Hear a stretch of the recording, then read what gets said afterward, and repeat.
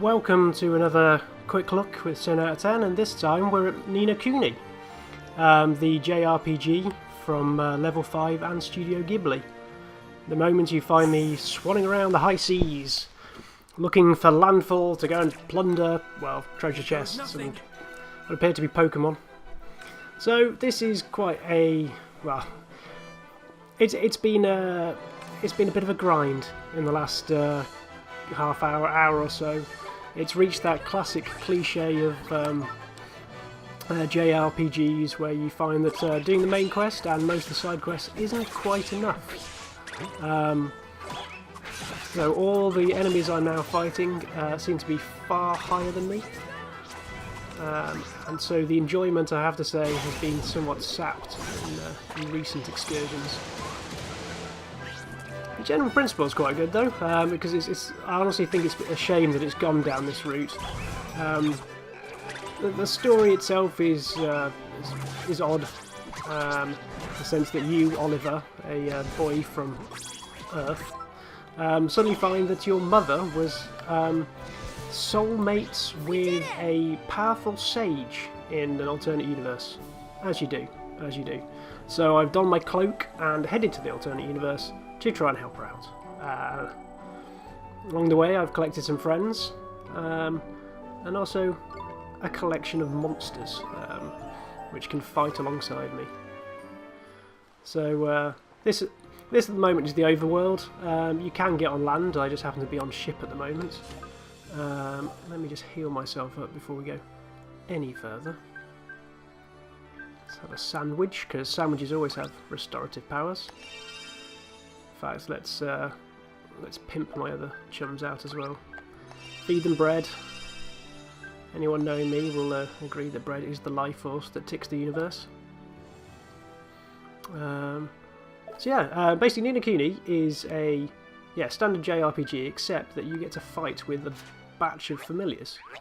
So here we have a handful of the little mites that are with us. Strange and colourful collection that they are. You see there are some tadpoles and some pigs and bits and pieces, but all of them have elemental signs. You can probably see the little icon underneath them. That so I think he's a moon one. I think that's supposed to be water, and then little Mighty there is a sun, dry land type. I keep wanting to say Pokemon, so I'll try and refrain from that. We'll go with creature. He's a sun creature. So it's the classic rock, paper, scissors of trying to battle them against each other. But more so than that, you get to try and befriend them. So let's have a look at Lemar. He's one of my little favourites. So what I will do is feed him some chocolate. And hopefully that will make his attack stats go up. They like that a lot. So you get to basically bribe them into being your friend, which is quite nice. And you can also evolve them, a la Pokemon, which I will try not to mention again. I don't think I've got any that I can evolve at the moment, but each of them has got a handful of different forms and can evolve them into bigger, badder badasses, pretty much. So let's go back into a fight. As with the overworld, you'll get random encounters coming at you. There we go, there's someone up ahead. Half the time you can't escape them, so you might as well just go and embrace it, but obviously I want to try and show you. So there's a bit of a difference from normal standard battles I think you find in most of these style of games. This time you've actually got some 3D space so you can wander around in. Let's see what there. So we've got water and 2 moons. We'll see.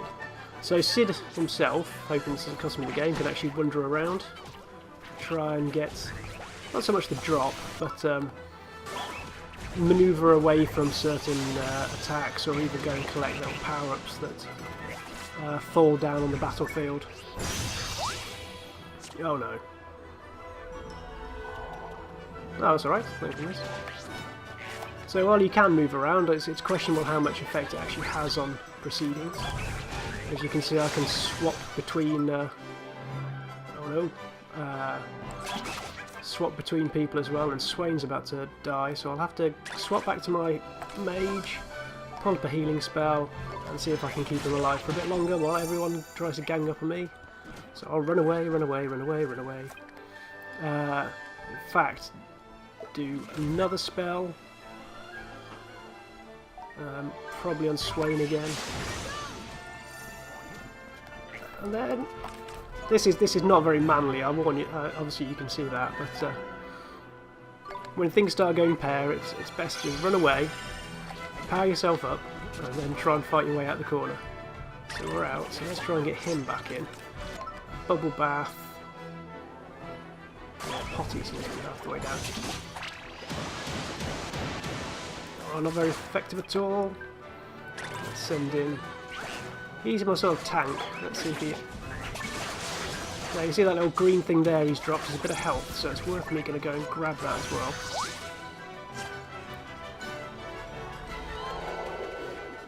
So the manoeuvrability at least allows you to go and get power-ups as you navigate the battlefield. Oh, and it's just me left. That's not very good at all. So I'm going to have to see if I can do something rather impressive, and I get the feeling it's a bit late for that, probably. Well, that was good. We got another spell. Let's try and finish him off at least. Oh, this is close. This is going to be close. We got any more fish burgers? Leave me! Run away! And there's our little friend, Mr. Drippy there. He's Welsh and a fairy. I don't mean fairy in the slang sense either. He's a very lovely cat. With possibly one of the best accents in. Let's swap out. One of the best accents in video gaming that I've heard from recent years. No.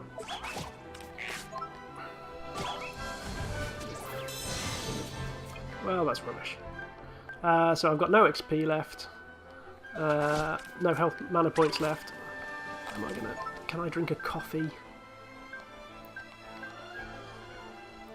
Drink a coffee and try and get myself some mana back. This is possibly the worst example of brave battling you'll ever see. But this is where I've got hung up on at the moment. I've now got to the point where questing just doesn't seem to actually do enough for me anymore.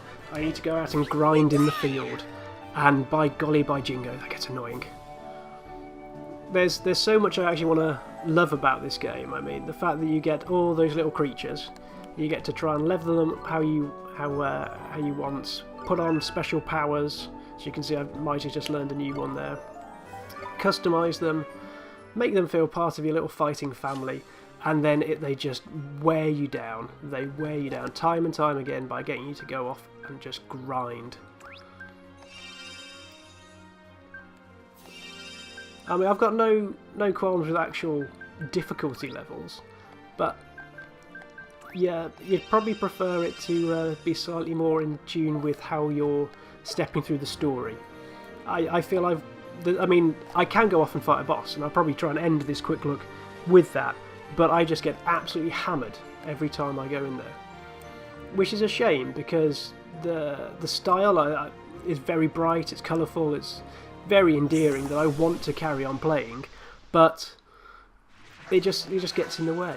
Stay calm now. I mean, one of the nicest parts of this is that Studio Ghibli have actually done I usually start with him because he's got powers, but he hasn't anymore because I've run out of mana. Yeah, Studio Ghibli have actually done animations for this, and at the start of the game and towards the end you get some nice hand-drawn cutscenes, really sort of showing up all the creatures and animals and characters. And it really adds to the world rather than just being another set of animations. I mean, that said, the actual CG style of animation is really smooth. There's a nice heavily cel-shaded approach, as you can see here.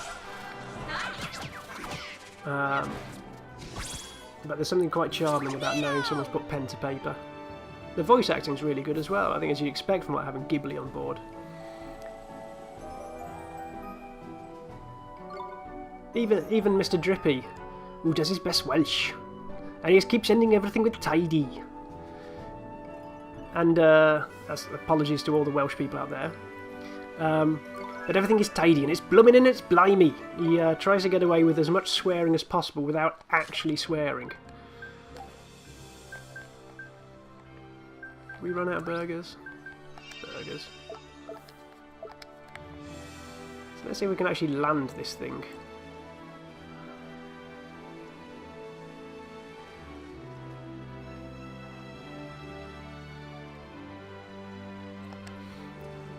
It's not just battling either. Well, it is a lot of battling. The game seems to be split into about 3 major parts. There's this overland world where you have to get from A to B, and that you can be on a ship or on the land.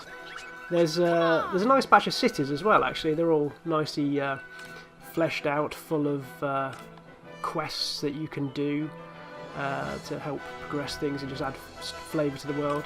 There's dungeons as well, where it's fun. It's the same amount of random encounters that you get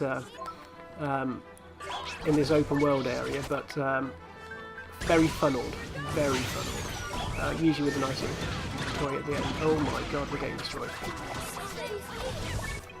Is there any way out? I don't think there is. This is... whoa! That's everyone done and dusted. You were defeated. No shit. The thought of grinding to overcome this as well is just not good. Let's just continue for the moment. Yeah, it costs you money every time you try and want to respawn. Where's it going to respawn me? Well, at least it's on the land.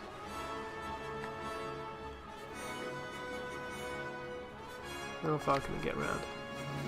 See, that little blue dot there is a quest, but I think I'm going to get my ass handed to me every time I try and go around there.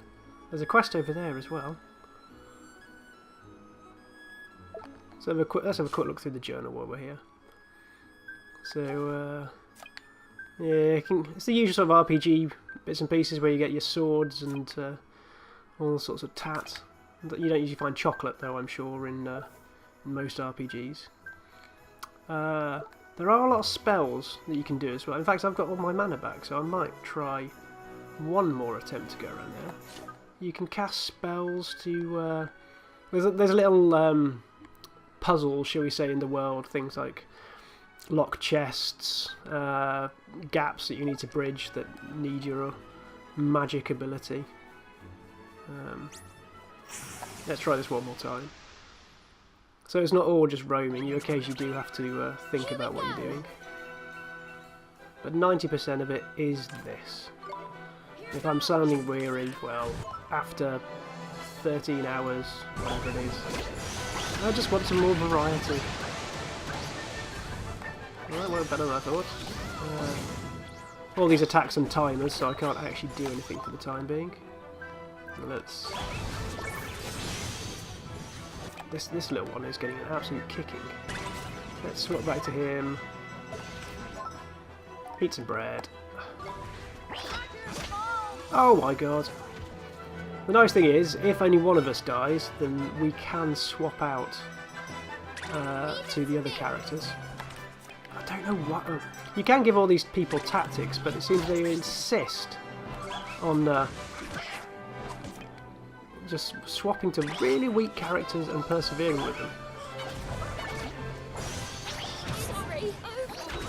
Oh, this is going horrible.